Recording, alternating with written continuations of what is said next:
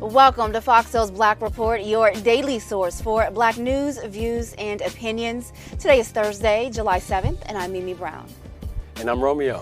I'm Demi Lobo. And on today's report, 4 Louisiana cops are cleared in the death of a black man. We're going to tell you more on that story. Meanwhile, foot chases by Chicago cops are being reined in after last year's death of a 13-year-old boy. Then, comic book fans are angry about a new Marvel comic that they say uses tropes throughout the story.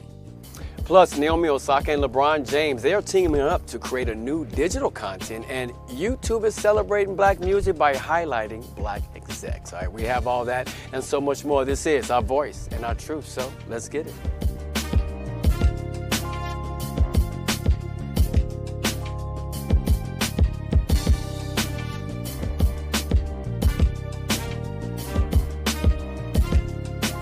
A Louisiana judge is acquitting 4 Shreveport cops in the 2020 death of a black man. The officers were charged with negligent homicide in the death of Tommy McLaughlin. Cops say the man died of a heart attack, but police body cam shows he was tased and beaten by officers. Investigators say McLaughlin had a broken nose, jaw, and the side of his face was swollen. Now, Judge Chris Victory says the prosecution failed to prove their case against each officer. This story is absolutely very, very sad. So his sister called the police earlier in the day. She was worried about her brother because he had not taken his medicine, his mental health medicine. And so he was delusional, he was paranoid, and she thought that he was going to get hurt. So she sounded the alarm. She wanted help.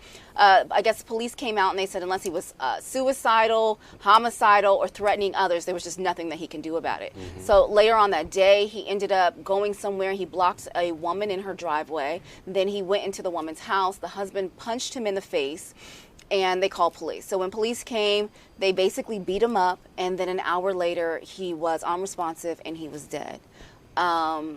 And now the officers have been acquitted of his death. So in between that time, something clearly happened. There's body cam footage that shows that something happened. There's bruises on his body that shows something happened.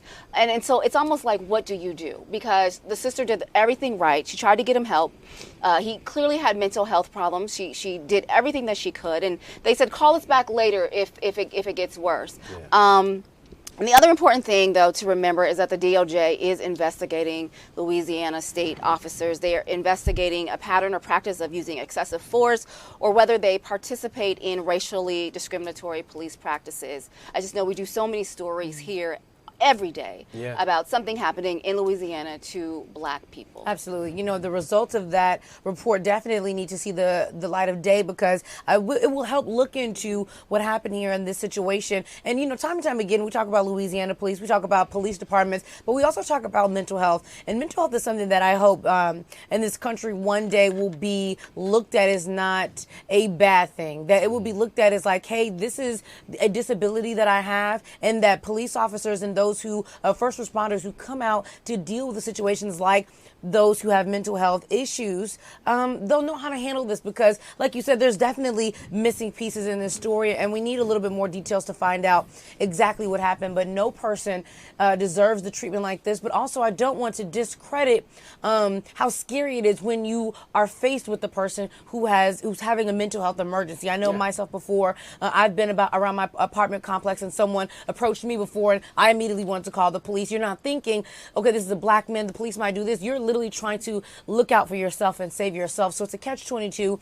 But I just hope that we can find that way. Roman, we've been talking about this at the beginning of time. We really have. And it's unfortunate that a phone call could lead to yet another death of a black man that has mental issues or mental health. So again, how do we find that middle piece or that midway where we can say this is the number to call to make sure when you do it, it's not going to cause someone to lose their lives. So absolutely. We hope they fix this.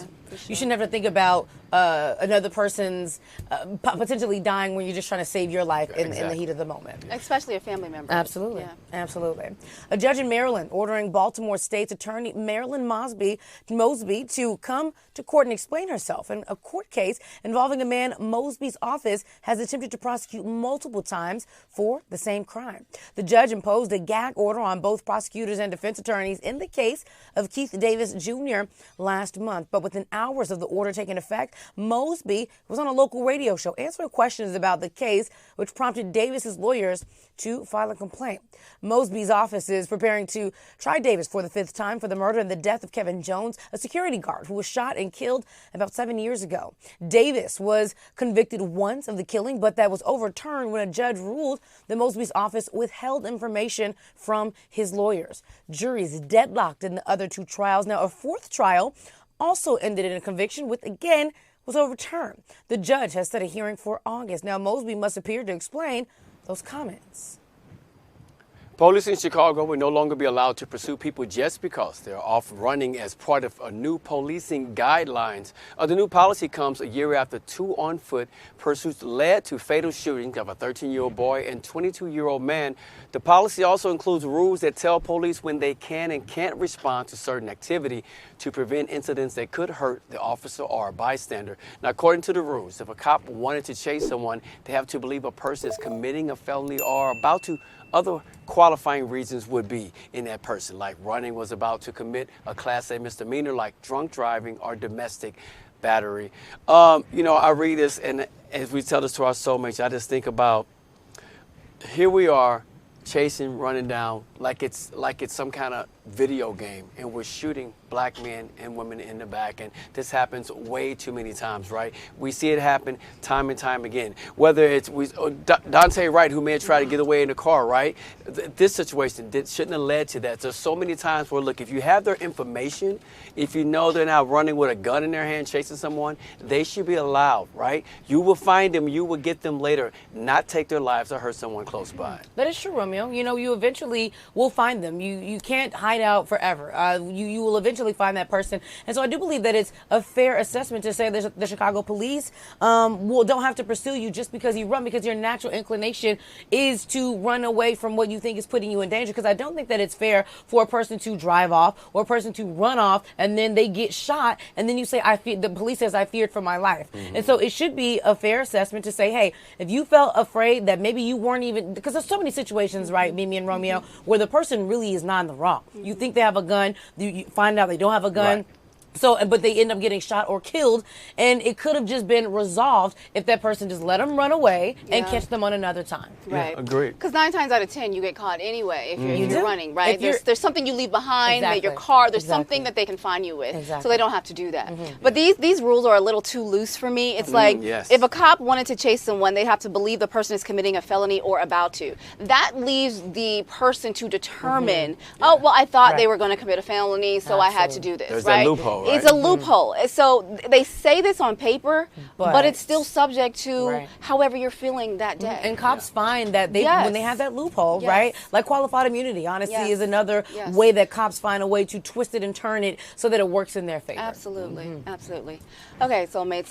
The City Council of the Brooklyn Center, Minnesota, they are passing a resolution to rename the city's convention center.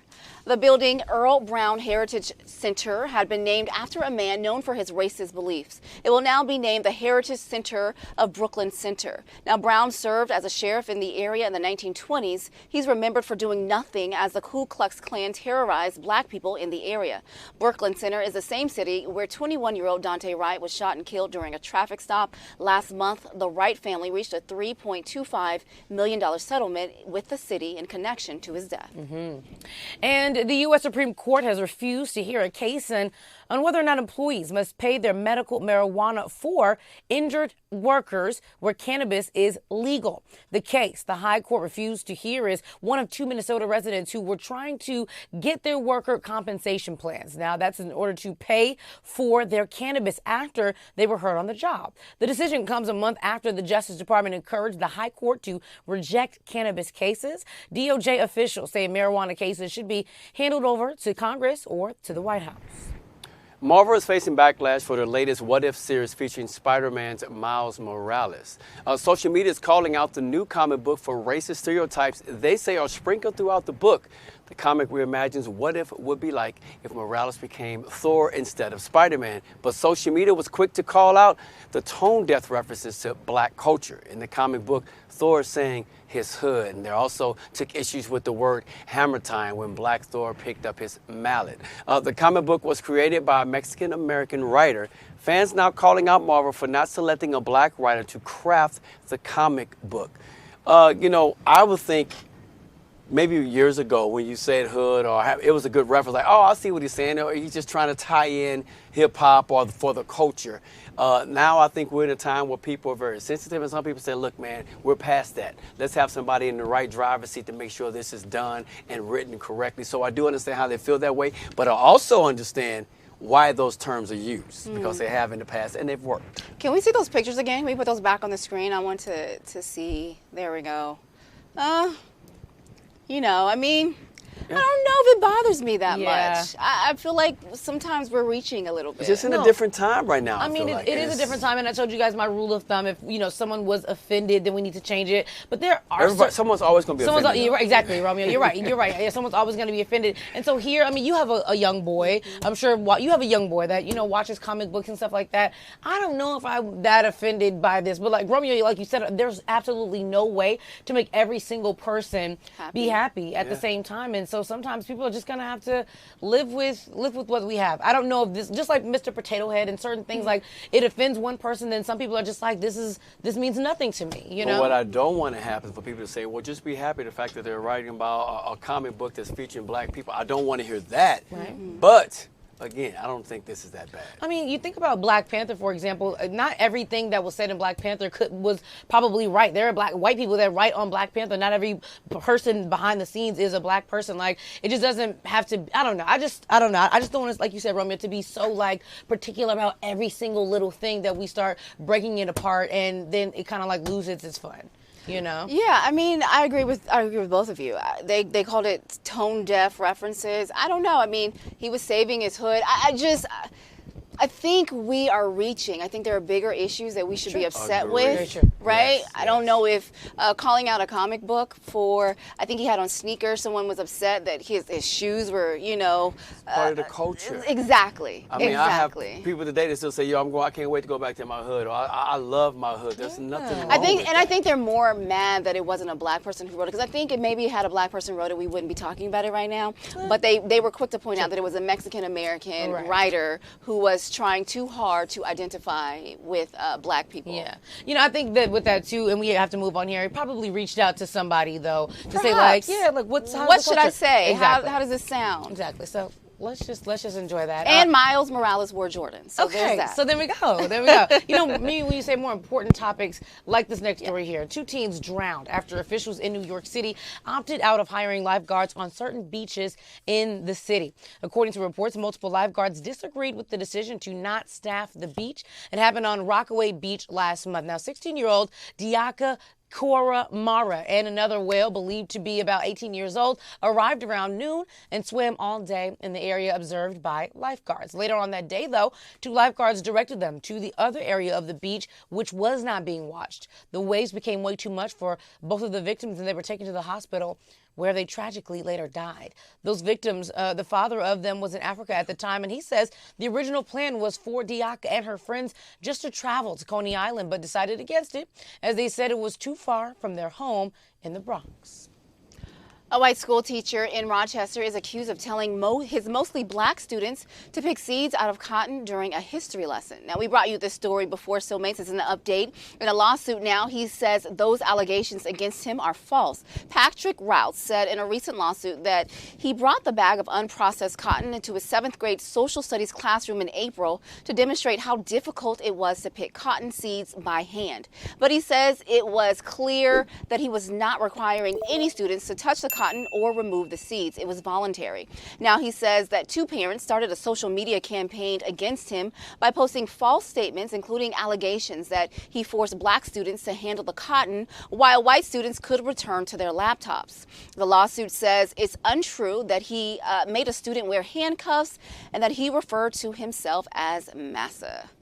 I need to hear from you, Mimi, because you were all on this story. You were hot about this story. I'm still hot about the story, and I still don't believe him. You don't? I do not believe him. I believe that because why are you bringing a cotton plant to class for 7th graders? So you wanted, Listen, I don't know if they still do this, but in my day we used to take field trips. And we used to look at stuff behind the glass, and we used to read the captions, and that's how we learned. I mean, I hear you, but going to find cotton and then bringing it to class, I mean, and we used to have this thing called show and tell. So, so you just pass it around. Maybe that is the way to do it. I don't know, but I don't feel like a group of black students, because it's a mostly black class, would lie and say that they all felt like the white students got to not participate while they had to participate. The handcuffs, the massa, I don't know about that, but Okay, that's I what am bothered. That's what I'm trying to get to. But I'm just bothered that he bought cotton to class. You know, the cotton part, that's aside, right? Well, you can't put it aside, but that point aside, I want to know how you feel about him saying he didn't make them put handcuffs. So who, you think that he's coming forward and literally a whole... I have a question, though. Yes. Why were handcuffs in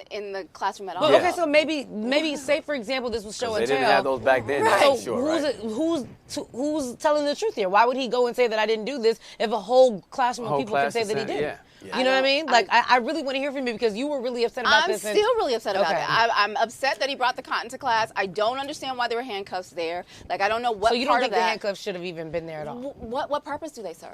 Handcuffs had nothing to do during the time when our ancestors were picking cotton. But, so like, it shouldn't have been there. So are we telling a story about when we were, because we're in jail or something all the time, or are we picking cotton? Like, pick one. Like, what history lesson are we learning here? I'm not really upset about having the cotton there. It was the way it was handled once it was there, because it's a text. Execution. You want to, right. That's a teacher. Some would say went that extra step, because you could have had an image of it or maybe a video of it. I'm not mad with that, but all those kids can't be lying and can't be wrong. Yeah. I don't know. Well, we'll have to see. I want to see how this all turns out. I'm not trying to fight for the teacher here, but I'm just curious to see, like, why would he come forward and say this if you know your whole class can rule against and say you did do this? Exactly. I'm just trying to figure out. So racism is powerful. Racism is very powerful, but I think that the cotton just offended people off top. Probably. That it just like little, you know how like when you don't like somebody, right? And that any little thing that they do. So I'm just wondering if like maybe like it's not, it was exacerbated because of the fact he even brought it there. Well, cotton and handcuffs too. That's because the combination together. Like you got to pick one. Like why were there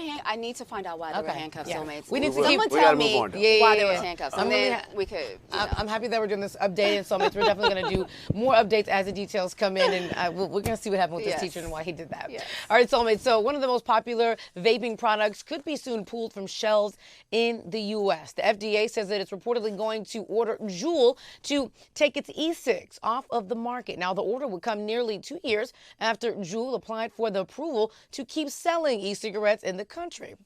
The company has limited its marketing and stopped selling fruity flavors, and they sold that back in 2019. The shortage of grains and other food exports coming out of Ukraine as a result of Russia's invasion is continuing to have humanitarian consequences on Africa. Ukraine, the U.S., and other Western countries are aiming to convince African nations that food shortage in the region are a direct result of Russia's war. However, Russia is currently blocked ports in the Black Sea and disrupting the trade of food in the region. And it's also persuading them to believe that the shortage of food is a direct result from sanctions imposed by the U.S. and other countries standing with Ukraine. White House says it won't ease sanctions on Russia over grain and food shortages. And two of Amazon's most senior executives are resigning, leaving the company with no African Americans in leadership.